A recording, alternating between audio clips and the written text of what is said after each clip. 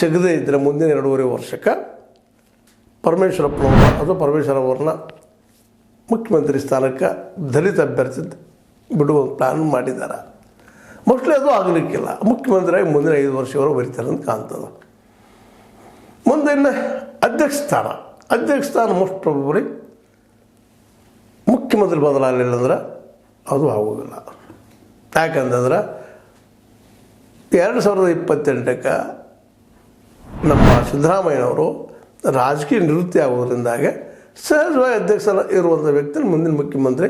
ಆದರೆ ಆ ಸಮಯದಲ್ಲಿ ಗೆಲ್ಲಬೇಕು ಅನ್ನುವಂಥದ್ದು ವಾತಾವರಣ ಇರಬೇಕು ಇಷ್ಟ.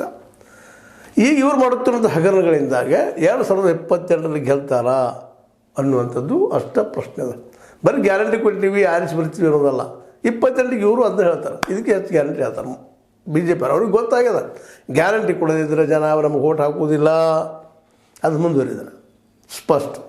ಆಗ ಗ್ಯಾರಂಟಿಗಳು ಇನ್ನೊಂದು 2-3 ಜೋರಾಗಿ ಹಾಕ್ಕೊಂಡು ಫ್ರೀ ವಿದ್ಯುತ್, ಫ್ರೀ ನೀರು, ಈ ವಿದ್ಯುತ್ ಕೊಟ್ಟಿದ್ದಾರೆ, ಫ್ರೀ ನೀರು ಇನ್ನೊಂದು 2-3 ಹಾಕಿಬಿಟ್ರೆ, ಶಿಕ್ಷಣದ ಹಾಕಿಬಿಟ್ರೆ ಸಹಜವಾಗಿ BJPಗೆ ಅವಕಾಶ ಸಿಗ್ತದೆ. ಕಾಂಗ್ರೆಸ್ನಲ್ಲಿ ಮಾಸ್ ಲೀಡರ್ ಇಲ್ಲ, ಇಲ್ಲೂ ಪ್ರಾಬ್ಲಮ್ ಅದ ರೀ. ಕಾಂಗ್ರೆಸ್ನಲ್ಲ ಸಿದ್ದರಾಮಯ್ಯ ಬಿಟ್ಟರೆ ಮಾಸ್ ಲೀಡರ್ ಯಾರದಾರ, ಜನರ ಸಮೀಪ ಹೋಗುವಂಥ ಲೀಡರ್ ಇವತ್ತು ಯಾರದಾರ? DK ಶಿವಕುಮಾರ್ ಹೇಳ್ಬೋದು, ನಾ ಅಧ್ಯಕ್ಷದಿಂದ ಗೆದ್ದು ಬನ್ನಿ ಅಂತೇಳಿ. ಅವರೊಬ್ಬರಿಂದ ಆಗಿಲ್ಲ, ಗ್ಯಾರಂಟಿಯಿಂದ ಗೆದ್ದಿದ್ದು.